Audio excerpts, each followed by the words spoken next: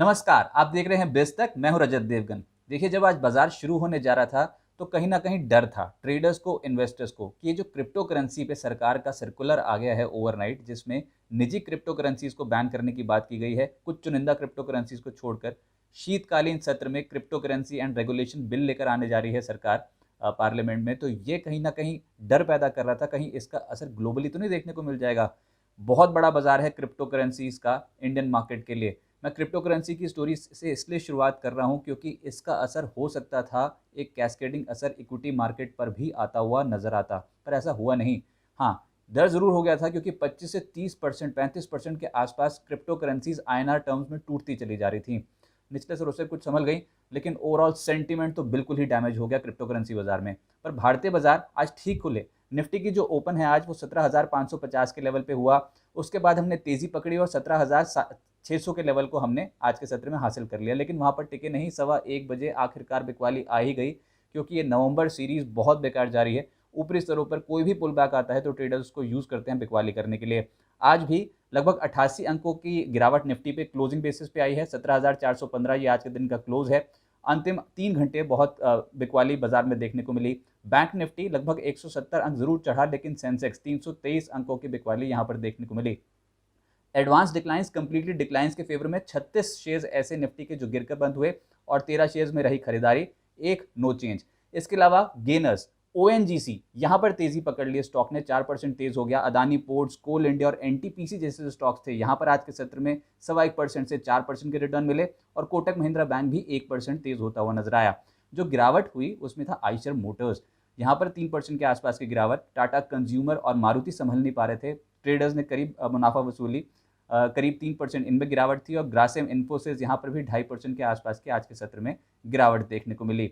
Sectors आज जो चला उसमें था सरकारी बैंक्स, क्योंकि ये जो शीतकालीन सत्र आएगा इसमें सरकार बैंकिंग लॉज अमेंडमेंट बिल भी लेकर आएगी, उसको भी टेबल करेगी पार्लियामेंट में। और उसमें निजीकरण का कहीं ना कहीं मुद्दा जो है वो गहरा जाएगा, क्योंकि अभी भी 1,75,000 करोड़ का डिसइन्वेस्टमेंट टारगेट है सरकार का जो पूरा करना है। और कई ऐसे सरकारी बैंक्स हैं जिनमें घोषणाएं हो सकते हैं, हो सकता है कि निजीकरण की घोषणाएं भी हो जाएं। तो दो तो आज ट्रेडर्स के रडार पर आ गए थे, जिसमें आईओबी 13% ऊपर और सेंट्रल बैंक 10% ऊपर होता हुआ नजर आया। सिर्फ अटकलों का खेल था ये। Bank of Maharashtra, Indian bank 4% से 5% के आसपास की तेजी इन स्टॉक्स में देखने को मिली। अच्छा, आज निजी क्षेत्र के बैंक भी कुछ राहत इनमें मिल रही थी, जिसमें RBL bank 1.5%, Kotak Mahindra, ICICI और बंधन बैंक जैसे जो स्टॉक्स थे उसमें आधे परसेंट से 1% के गेंस आते हुए नजर आए। ऑयल एंड गैस शेयर्स, क्योंकि अब गैस कीमतों में बढ़ोतरी, डोमेस्टिक गैस कीमतों में बढ़ोतरी की भी बातें कहीं ना कहीं बाजार में हो रही हैं, तो इसमें ओएनजीसी 4%, ऑयल इंडिया 3%, एचपीसीएल और गुजरात गैस 1-1% के आसपास की बढ़त शो कर रहे थे। अदानी ग्रुप समूह के स्टॉक्स तेज थे। अदानी पोर्ट्स 4% और अदानी एंटरप्राइजेज में भी 2% के रिटर्न आते हुए नजर आए। अच्छा, ऐसे बाजार में जहां ऊपरी स्तरों पर मुनाफा वसूली थी, मिड कैप शेयर्स में आज फिर से जमकर खरीदारी हो रही थी। कुछ चुनिंदा स्टॉक जैसे कि एलगी इक्विपमेंट्स 16% तेज हो गया, निर्लॉन 9%, कार्बोरंडम और नेशनल पैरोक्साइड जैसे जो स्टॉक्स हैं वहां पर 8% के गेंस आए। वी गार्ड, इगराशी मोटर्स, वक्रांगी और आरती ड्रग्स 6% के आसपास के रिटर्न्स। और रेमंड आज फिर 5% का उछाल इस स्टॉक में देखने को मिला। कल डबल डिजिट रिटर्न थे रेमंड में, आज 5% उछला। 52 हफ्ते के उच्चतम स्तर पर पहुंच गए अदानी एंटरप्राइजेस। भारतीय एयरटेल हालांकि 52 हफ्ते का उच्चतम स्तर, इनफैक्ट लाइफ हाई छुआ है स्टॉक ने, लेकिन ऊपरी स्तरों पर टिक नहीं पाया और ऊपरी स्तरों से रिट्रेस हुआ ये stock. KPIT tech, Carborundum, Elgi equipments, KEI industries, Raymond, SCI shipping corporation, ये कुछ ऐसे स्टॉक्स थे जहां पर आज के सत्र में 52 हफ्ते का उच्चतम स्तर लगा है। नेगेटिव जहां पर दबाव था और बाजार पर प्रेशर डाला आईटी स्टॉक्स ने। देखिए, यही दिक्कत है ऐसे मार्केट की कि किस सेक्टर में खरीदारी आएगी, किस में मुनाफा वसूली, ये कहना बहुत ज़्यादा मुश्किल हो गया। क्योंकि आईटी तो तेज था, पिछले कुछ सत्रों में अच्छी तेजी बन रही थी, लेकिन आज देखिए आप, मिड टायर जो स्टॉक्स थे जैसे कि माइंट्री, यहाँ पर 4% के आसपास की गिरावट। एल&टी इन्फोटेक, ये 2.5% टूटा। Infosys, L&T technology services, emphasis जैसे स्टॉक्स 2.5% से 3% का गोता लगा गए एक ही ट्रेडिंग सेशन में। ऑटो स्टॉक्स का दिन नहीं था, जिसमें लीड कर रहा था आइशर मोटर्स 3% की गिरावट को। Maruti Suzuki, Bosch, Tata Motors और टीवीएस मोटर्स में भी आज बिकवाले ही देखने को मिली। FMCG stocks, Tata Consumer, ITC, UBL, Britannia और डाबर, यहां पर भी आज के सत्र में मुनाफा वसूली थी। टाटा कंज्यूमर सबसे ज्यादा टूटा, लगभग 3% के आसपास। Pharma stocks, Abbott India, Divi's labs, Cipla, Strides और बायोकॉन 1.5% से 3% का गोता लगा गए। F&O में जो सबसे ज़्यादा टूटा उसमें आप IT ही पाएंगे। L&T टेक्नोलॉजी सर्विसेज आज के दिन में लगभग 5.5% नीचे। वायदा कारोबार में माइंट्री यहाँ पर 4% का लॉस था। पिडिलाइट एक और यहाँ पर भी 4% का लॉस। IRCTC, बिरला सॉफ्ट ये 3.5% 4% के आसपास की गिरावट शो कर रहे थे। मेजॉरिटी तो IT स्टॉक्स ही थे वायदा कारोबारियों के रेडार पर, जहां पर आज शॉर्ट पोजीशंस बन रही थी। F&O गेनर्स ठीक एक्सपायरी से पहले तेजी पकड़ गया जी एंटरटेनमेंट। ये स्टॉक अब अच्छी एक्टिविटी शो कर रहा है और आज भी लगभग दिन की ऊंचाइयों के आसपास ही बंद होता हुआ नजर आया। 7% के आसपास का जंप था। अदानी पोर्ट्स 4% वायदा कारोबार में आज तेज हुआ। इसके अलावा ONGC, चंबल फर्टिलाइजर और लॉरेस लैब्स कुछ ऐसे स्टॉक्स थे जहां पर 3% से 4% के रिटर्न आते हुए नजर आए।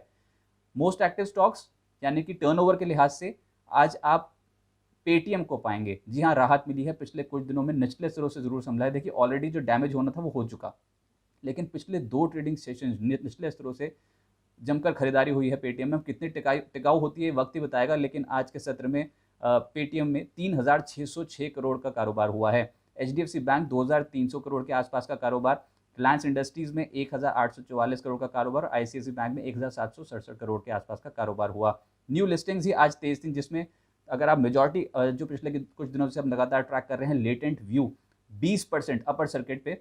इसके अलावा पेटीएम यहाँ पर 17% का उछाल था। SJS एंटरप्राइजेज में 8%, PB फिनटेक यहाँ पर भी 7% का रिटर्न, और फिनो पेमेंट्स बैंक और नाइका के शेयर्स 5% से 6% उछलते हुए नजर आए। तो न्यू लिस्टिंग्स का आज बोलबाला था, अच्छी तेजी देखने को मिल रही थी। अब ट्रिगर्स, कल के लिए जो सबसे बड़ा ट्रिगर है बाजार के लिए वो है नवंबर वायदा एक्सपायरी। जी हाँ, कल मंथली एक्सपायरी होनी है, लेकिन ये सीरीज जल्द से जल्द ट्रेडर्स भूलना चाहेंगे, क्योंकि एकदम से बिकवाली हुई ऊपरी स्तरों पर।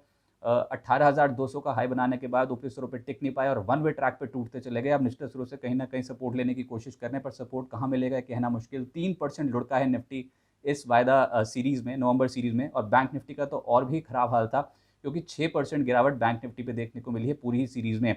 जो सबसे ज़्यादा प्रभावित हुए हैं स्टॉक्स नवंबर सीरीज का अगर आप डेटा खंगालें तो उसमें इंडसइंड बैंक 18% ये स्टॉक टूटा है। जी हाँ, 18% इंडसइंड बैंक एक महीने में टूटा है। मन्नापुरम फाइनेंस 13% टूटा। एल्केम लैग में एक महीने में 11% के आसपास की गिरावट देखने को मिली। M&M फाइनेंस और एक्सिस बैंक फाइनेंशियल्स में 10% के आसपास की गिरावट देखने को मिली है इन दोनों स्टॉक्स में। रिलायंस इंडस्ट्रीज मेजरली इस स्टॉक पर जिस तरीके का दबाव था बाजार में, डेंट इसी के कारण आता हुआ नजर आया है। 10% रिलायंस इंडस्ट्रीज का टूटना एक महीने में मायने रखता है और बाजार ने इसको ठीक तरीके से लिया नहीं। ये स्टॉक एक महीने में 10% टूटा। टाटा स्टील एक और हैवी वेट जहां पर 10% की गिरावट देखने को मिली इस मंथ। बालकृष्ण इंडस्ट्रीज और REC लिमिटेड 9 से 10% टूटते हुए नजर आए। लेकिन कहीं पैसा बना भी है, जिसमें मेजरली एक स्टॉक रेडार पर रहा, वो है अपोलो हॉस्पिटल। नतीजों के बाद और ब्रोकिंग हाउसेज रिपोर्ट्स का इम्पैक्ट था कि इस महीने लगभग 25% का रिटर्न अपोलो हॉस्पिटल ने दिया।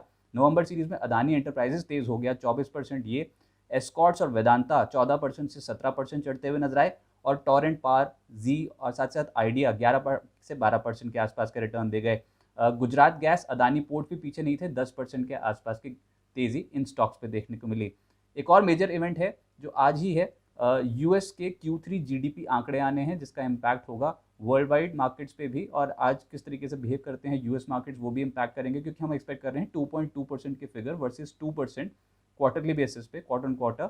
ये Q3 GDP के आंकड़े रह सकते हैं US इकोनॉमी के।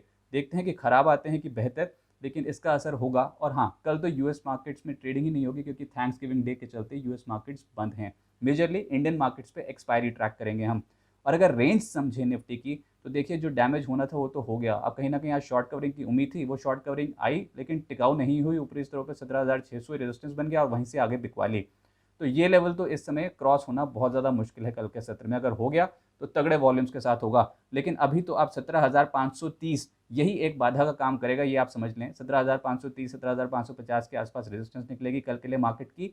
और नीचे अगर हमने 17,200 17,250 को बचा लिया तो ठीक, नहीं तो जो बिकवाली है वो और गहरा सकती है। लेकिन एक नैरो रेंज में कामकाज होगा। आप एक रेंज समझ लें 17,250 कल के लिए नीचे और 17,530 ऊपर एक रेजिस्टेंस के तौर पे एक्ट कर सकती है। तो ये तो था मार्केट का अपडेट, लेकिन बिज तक का ये नया लुक आपको कैसा लगा कमेंट सेक्शन में ज़रूर मेंशन करें। धन्यवाद।